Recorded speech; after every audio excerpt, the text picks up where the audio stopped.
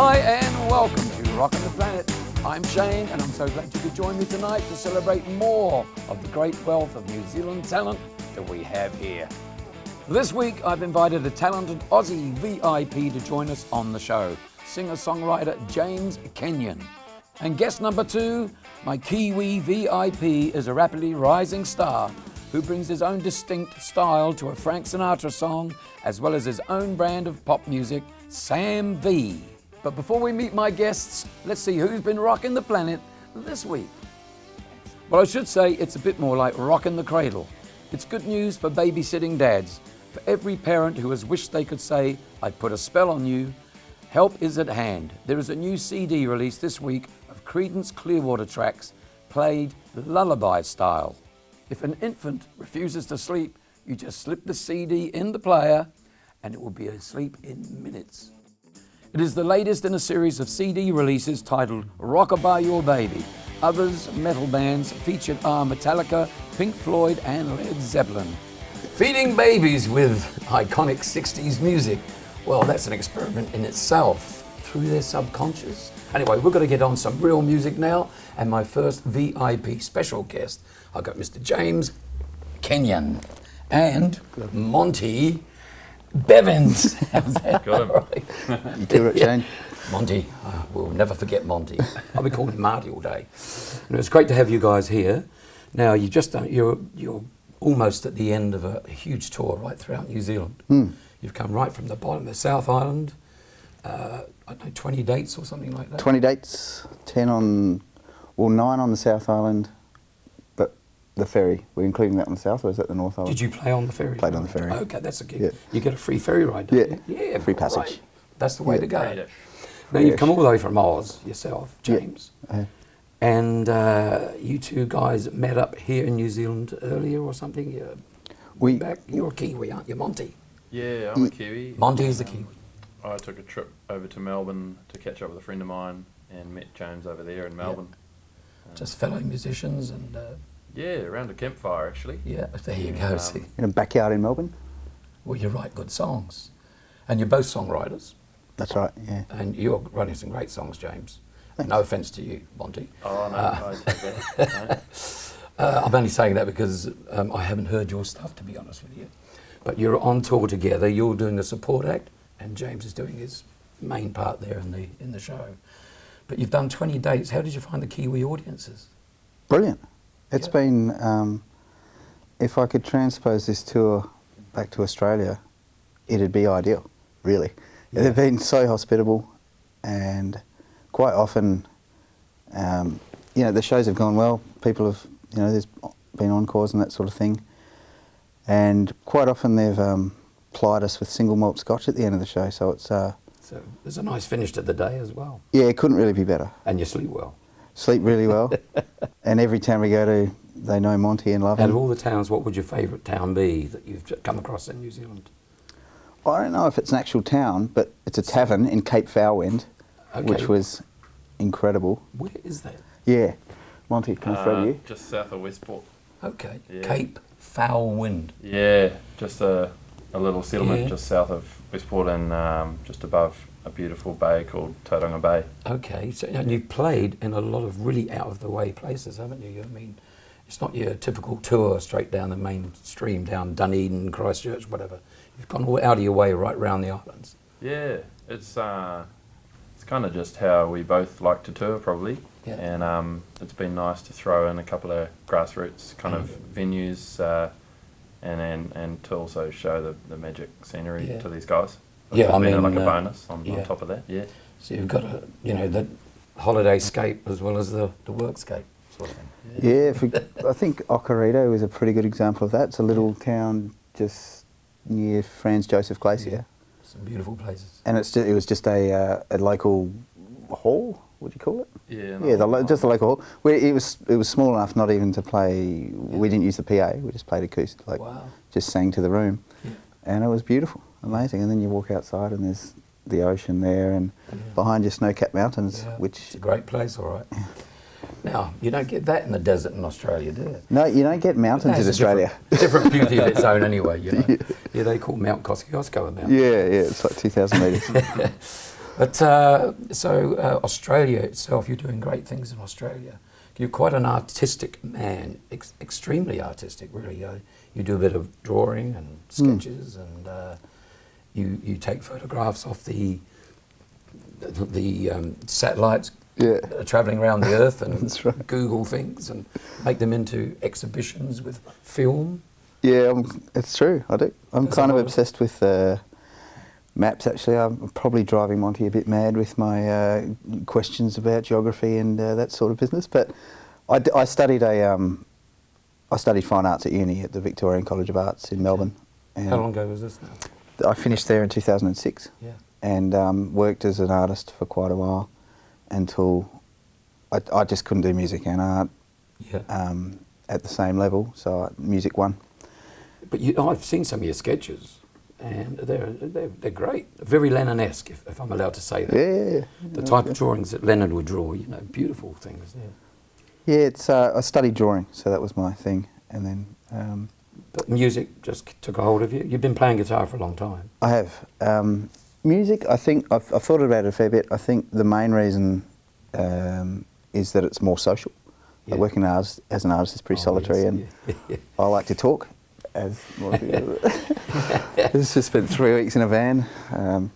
Driving each other crazy, yeah. Oh, I'm driving Monty crazy. I don't think he's driving me. Well, he's definitely not driving. And you've got someone else on tour with you as well, haven't you? You've got a bass player, double bass? Yeah, lucky Luke Legs Richardson, they call him. Yeah, he's having a day off today. He's getting some rest. He obviously Yeah, stuck he's got his feet up somewhere as per usual. up. Yeah, Good man. In the caravan that you've been billeted into. that's right. Okay.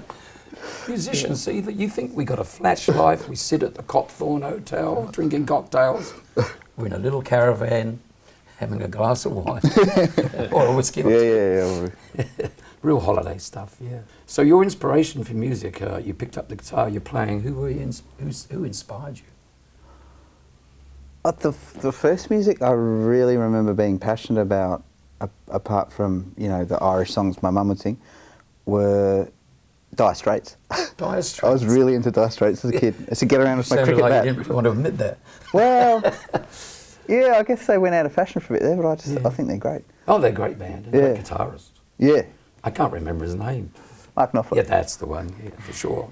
All right. So, but you didn't aspire to join bands or anything. You just wanted to be a soloist. Oh no, I've got I mean, I have a band in Melbourne, but it just becomes very expensive to tour with the whole band. Yeah. So, depending on the venue, I'll play solo. I mostly play with Luke on the double bass when I can, and then we've got Matt Dixon who's joining us at the end of the tour on pedal steel and anything really. He's a bit of a So there's a genius. basis of a good band there. Yeah. If you can afford it. But Yeah. I mean, and Australia's a lot more difficult. The venues are further apart. And The scale. long distances to travel. It's the scale kills you. Yeah, the scale is Yeah. what does you. Like we've got a gig in Perth tomorrow. Yeah, oh wow. Yeah. We're travelling from Melbourne. To the most isolated city on earth. Yeah, cool.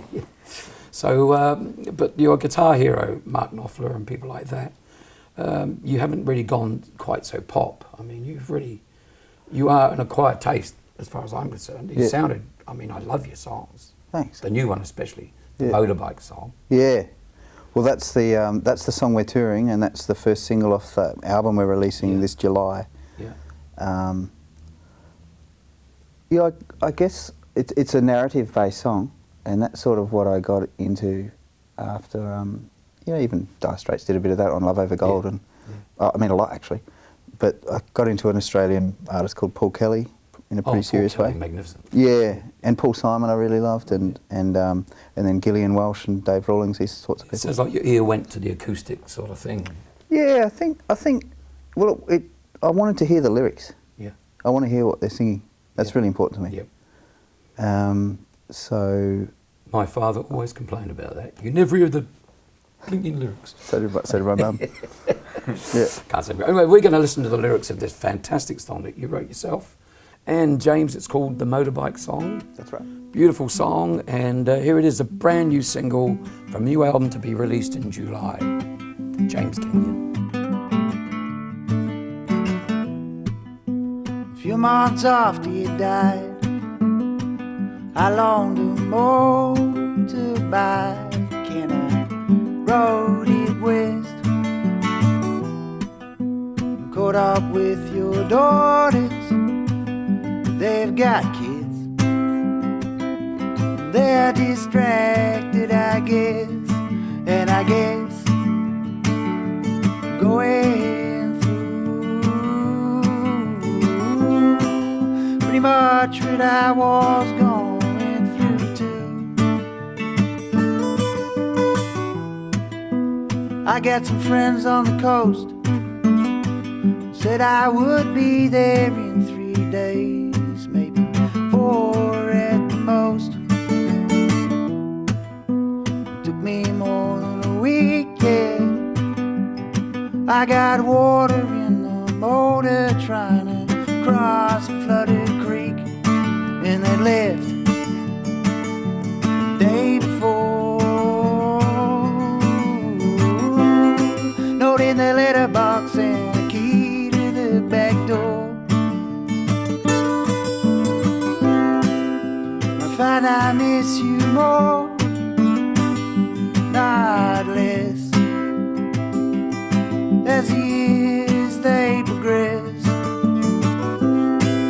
Yeah, I miss you more and more, not less, as the years they progress. Oh, Elizabeth. Whoa, what a beautiful song and what a great video, the motorbike song. James Kenyon, of course, James is still here, he hasn't gone just yet. Are we likely to see you coming back to New Zealand very soon? If there's any way I can make that happen, which I think there is, definitely is the answer. Yeah, I'm really keen to get back. It's been brilliant. Do you want to go home? No, I don't.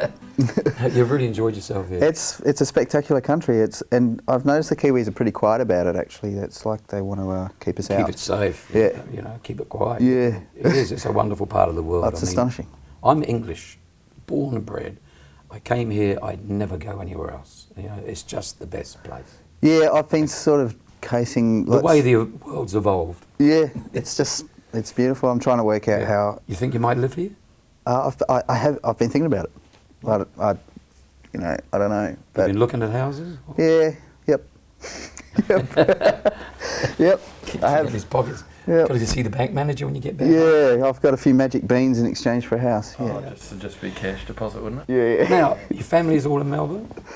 No, my family. I'm actually from north of Adelaide, a town called Gawler. Okay, Just Gawler. Barossa Valley, basically. Yeah. And so most of my family, which is a pretty big family, are all in Adelaide. Got a brother in Jakarta, and so I'm in Melbourne. For the music, really. Yeah. Mm. To work. Yeah. Yeah. And of course, Monty, are you going to go back to Melbourne, or are you staying here in New Zealand?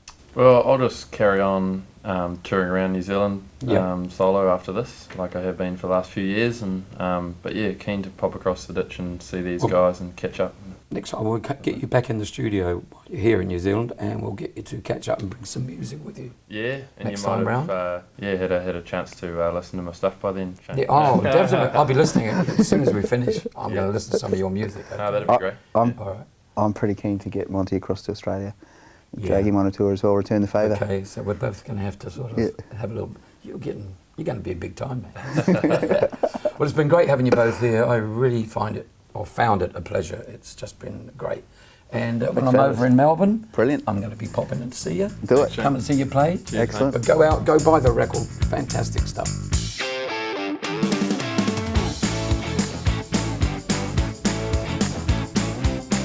Welcome back to Rockin' the Planet.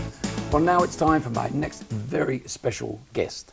And wow, I've been so looking forward to meeting this guy. And his name is Sam V. Sam, G'day. it's such a pleasure having you here. 18-year-old, the world's at your feet. You're getting out there. You're a hit on YouTube. You've got some great songs out there. Yeah. And tell me, how did it all start? It's the What whole started the whole ball rolling? with like With your music, yeah. Done it all my life. Really, I've been singing since I was about 2. 2. 2 That's years a old. pretty early start, yeah. Yeah, it's a cheeky little story that when I was 2, I sang Happy Birthday to myself louder than the rest. So I was humble, and I had it on No lock ego here. from the start. No ego for a youngster, and it's just always been something that's been part of my life. So Yeah. I guess it's all it falls into place, and you get those opportunities, and you take them, Right. and you see what happens. You know, so Yeah. yeah. Now, you're born in New Zealand? Yeah, Wellington. Yeah. Yeah. And you've got parents Rarotonga, am I right? Dad's Dutch and Cook Islander, Yeah. and then mum's Kiwi. So So he's a Dutch Cook Islander? yeah. And a Kiwi, Yeah. okay. And they met over there, I presume, in Rarotonga? No, they didn't. They They met. met? They met here. Yeah. Okay, in Wellington? Wellington. That's the one. Okay. Yeah. So you grew up in Wellington before you came to Auckland? And Yeah. So spent the first 7 years in Wellington, and just humble roots, I guess. Just yeah. didn't sing so much back down there, but always knew I could do it. And then came up here and got into performing arts and whatnot, and then never really looked back. Just sort of been sort of a progressive sort of thing. Focused on it? Yeah, yeah. And your parents were musical? Dad's a guitarist, and he used to play in bands in Wellington in the 80s and 70s. He used to travel around and whatnot. Any bands? Like What they call it, I'm not sure what they're called, but I just know he played and did a bit of backing vocals as well. He's not a very great singer, so I give him a hard time. Okay, but he's a good guitar player. He's a good guitar player. And then my grandfather, Jim Healy, he was like a weatherman on television. He was on Close to Home years ago. Yeah. That goes back. Yeah. That's my grandfather, so I don't know, I might have picked someone off your So it's quite a talented family there. You're obviously destined for a little showbiz. Oh, maybe somewhat, you know. None of my siblings are really into it, but I guess I sort of picked up the chains and went with it, yeah. And now I've seen video of you with the school band, so that's where you really started your musical career? Not really. Seriously? I reckon it's definitely where I picked up a passion for jazz music and the crooner sort of sound when I was about 15, 16. And my old music teacher pulls me out of class. Sam, you like to sing Sinatra? Where was he from? He's Croatian, but he spent time at a Russian uni. Okay. And I go, I would have been 15. I go, Sam, my voice isn't even broken. He's like, it's okay, I'll give you a year. So next year I was, singing Mac the Knife, Bobby Darin at at a function at school. So definitely where I picked up a passion for jazz and sort of choir sort of singing and whatnot. Yeah. Which is quite surprising for a guy of your age. Not many would look back at those crooners, the wonderful crooners like Sinatra and people like that. Darren and whatnot. Yeah. Yeah, and Darren, of course, great singers. Yeah. And they're old school. But you were really drawn to that sort of music. Oh, I guess it's just entertaining. It's fun to perform. It's it's just something that's really catchy and exciting and entertaining, I suppose. But I think I have a deep sense of appreciation for all sorts of music. Well, there were teen idols of their times. So definitely. What the hell? And now you're looking at being a teen idol. Oh, in your time. Don't be modest. But I mean, you've got quite a following, I believe. I mean, I've seen YouTube and your new single. Yep. And there's probably over 200,000 hits. Yeah, think so. Big time. That's big time. That's worldwide too. Yeah. A lot of people picking up on your music. Now you're writing your own music. Yep. Yeah, those songs. So basically, I'll have a producer I work with, and he'll make me a beat or a track, and generally it's R&B and pop that I'm sort of writing. So that's how you write. You'll get a track. Yeah, I'll get a track, and then with I can vibe. Feel. And then I'll say, I like this. I'll sit down. I'll write a lyric and a melody to it, hooks and ad libs, everything like that. So I guess it's sort of co-producing, co-writing and whatnot. So. It's a great way of writing. Yeah. I have done that myself, just with a track, and someone said, can you sort something out with this and put a melody to it and so on. That's the one, yeah. And of course a lyric. Right. So it's interesting. And have you finished at school now? Or? Yeah, I graduated last year. Yeah, and what are you moving on to? First year at university, I'm doing communications at AUT. Oh, okay. So I'm doing that this year, and that's pretty breezy stuff. I'm enjoying it. I'll probably pick up business or law next year, do a conjoint. And fortunately, it does give me enough time to focus on music as well. It's not too time consuming, so that's nice. I was going to say, it might come to the crunch sooner or later. There's going to be, you might get a hit. I'm talking about a big hit. Yeah. Worldwide or something. And listening to it, it's up there, world class. And your singing is marvellous. Thank you. And you're very clever because you do the Frank Sinatra, the Bobby Darin thing, but you've also got a real modern sounding thing that's going on. Yeah, the whole pop R&B stuff. Yeah. The Justin Bieber, if you like, and I hate comparing anyone. No, that's fine. Yeah. And you probably don't want to be compared to Justin Bieber. Oh, he's killing it. It's not he's not a shabby comparison. So. Yeah, exactly. Yeah. But so anyway, if it came to the crunch, what are you going to do? You're going to go with the music? Yeah, ideally I'd love to go with the music. I'd love to spend a few years overseas because in Japan there's a huge jazz culture there. Yeah. So ideally, if an opportunity pops up, I'll take it straight away. Yeah. I'd love to go overseas and travel and get some OE. So yeah, that'll be nice. Beautiful. And Japan is your focus, it seems to be. It's a huge market. Yeah. I don't know, it just seems like a nice place to go and explore and see and, you know, feel. The culture there is magnificent, so yeah, definitely. So beyond that, is there any peer pressure, such as, you know, from the other guys, you're singing Frank Sinatra and all that sort of thing, and saying, what are you singing that stuff for, man? You know, come and do the groove, you know. Yeah, well, it's generally the older crowds, like the teachers and the older folk, and they generally want to push me into jazz, more so than the, you know, hip hop R&B sort of sound. And then the youngsters, they're actually quite supportive, I find. The kids that are my age, they're just saying, you know, do whatever you enjoy the most.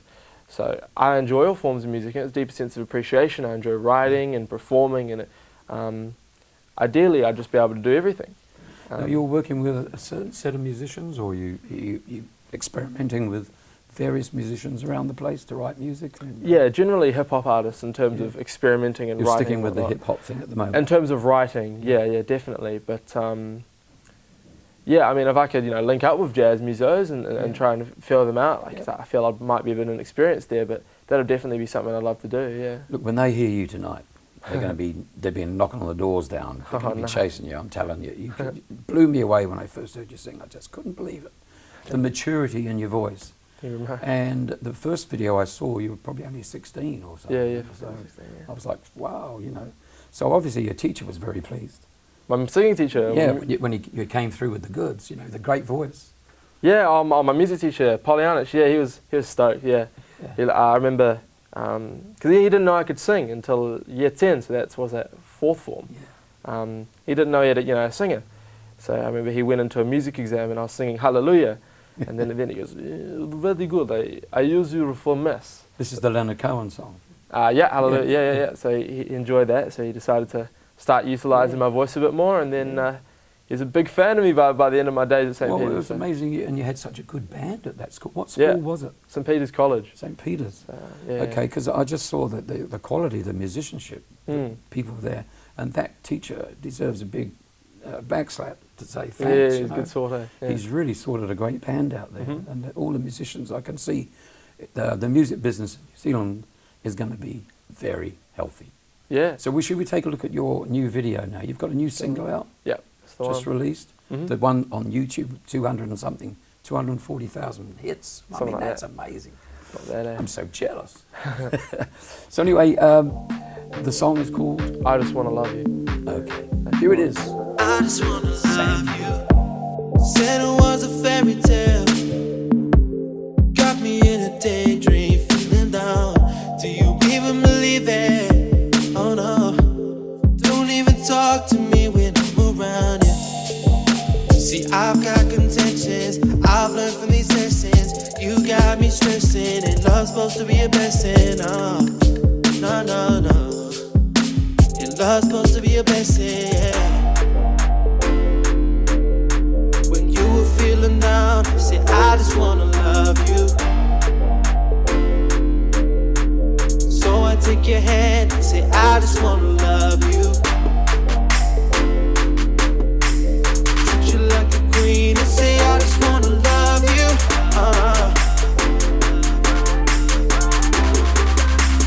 I just wanna love you.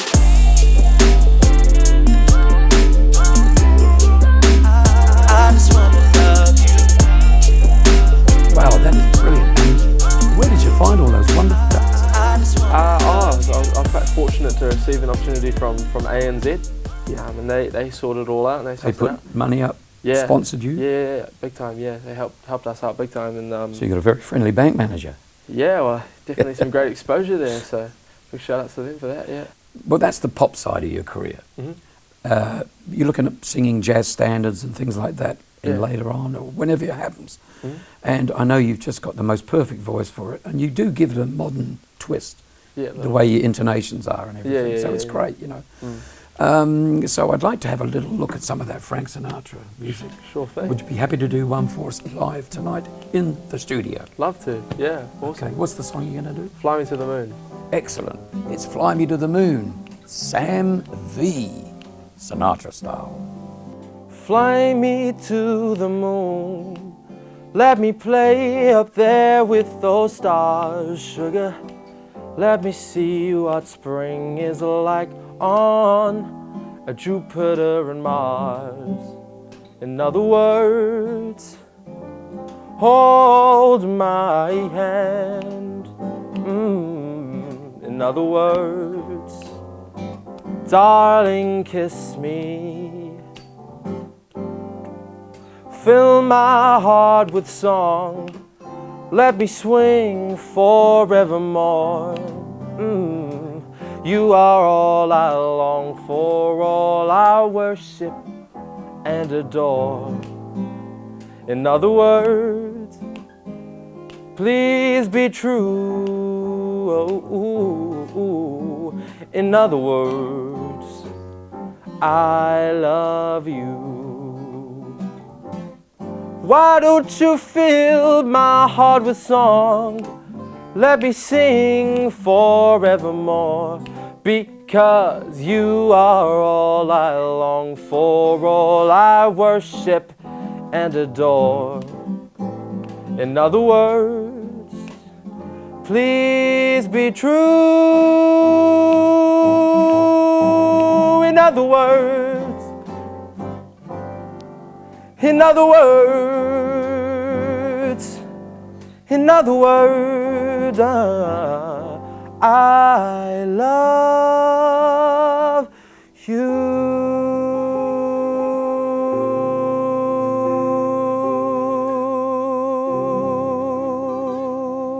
Wow, I'm in love with that voice. That is fantastic. And I know out there, all of you are joining me.